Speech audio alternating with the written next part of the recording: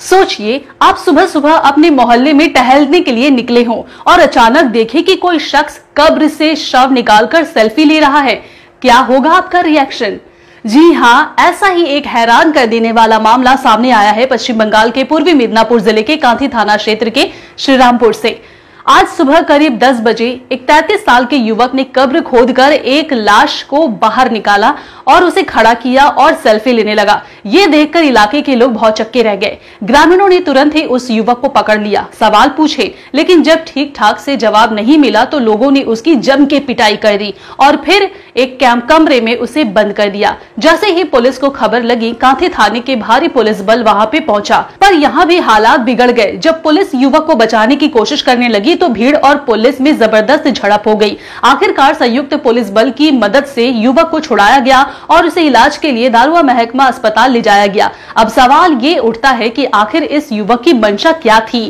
क्या ये कोई तांत्रिक क्रिया थी या किसी और गलत इरादे से किया गया कोई कृत्य? स्थानीय लोग कह रहे हैं कि अगर तंत्र मंत्र विद्या होती तो रात में होता, दिन दहाड़े ऐसा करना इस माहौल को बिगाड़ने की साजिश है, ऐसा करना पॉसिबल नहीं। पुलिस के मुताबिक युवक की पहचान प्रभाकर सेठ के रूप में हुई है, जो एगरा थाना क्षेत्र का रहने वाला है। फिलहाल उसकी तबीयत खराब है, इसीलिए उससे पूछताछ नहीं हो सकी है, लेकिन पुलिस का कहना है कि पूछताछ के बाद असली मंशा सामने आ ही जाएगी। इलाके में फिलहाल भारी तनाव है, लेकिन हालात काबू में है। भारी पुलिस बल इस वक्त तैनात है। अब आपके मन में क्या सवाल उठ रहा है? क्या कोई मानसिक बीमारी से जूझ रहा था ये युवक या फिर कोई गहरी साजिश थी?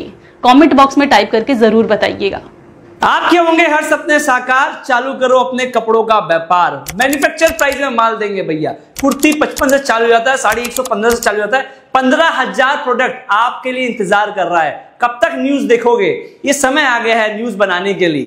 এই গ্রামে দীর্ঘ প্রাচীন কাল থেকে আমাদের এই কবরস্থান, এই কবরস্থানে আমরা হিন্দু মুসলমান পাড়া প্রতিবেশী আমাদের পশ্চিম শ্রীরামপুরে পুরো আমরা মিলেমিশে থাকি এবং আমাদের এই কবরস্থান এবং পাশে শ্মশান, লক্ষ্মী মন্দির, ঈদগাহ সবকিছু রয়েছে। কিছুদিন আগে স্যার আমাদের একটা পাশে লক্ষ্মী মন্দির ছিল, ওই লক্ষ্মী মন্দিরের কিছু অংশ জিনিস চুরি হয়ে গেল। আমরা তত্ত্বাবধান করে খুঁজে দেখলাম, কিন্তু এর এখনো কোনো প্রশাসন থেকে কোনো কিছু বের হয়নি আর আমরা এর কোনো কিছু দেখতে পাইনি। আজকে আবার দেখছি আমরা হঠাৎ আমাদের এই এত পুরনো প্রাচীন কবরস্থান থেকে ঠিক মিডিল অবস্থা থাকে, যেখানটায় মানুষ, কবরস্থান মানে একটি শান্তিপ্রিয় জায়গা, এখানটায় কোনো লোক তো যাতায়াত করে না। কবরস্থান কেউ মারা গেলে এরা মাটি দিতে আসে। ঠিক মিডিল পজিশন থেকে পুরো ফুঁড়ে বডিটাকে তোলা হয়েছে।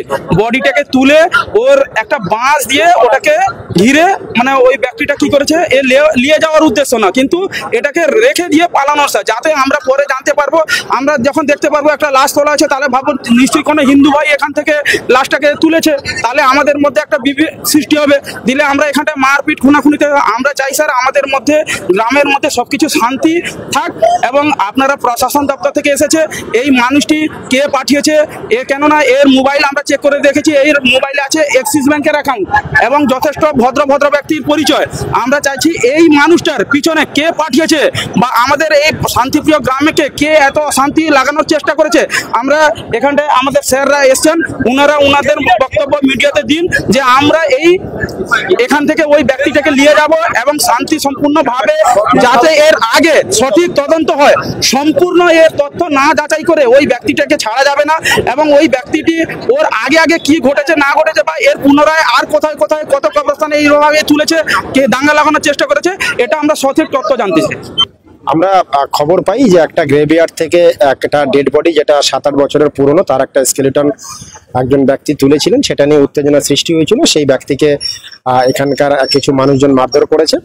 আমরা সেই ব্যক্তিটাকে উদ্ধার করে হসপিটালে পাঠিয়েছি। পেশেন্টের অবস্থা খুব সিরিয়াস আছে। এরপরে আমরা যেটা স্টেপ নেওয়ার সেটাই নেব।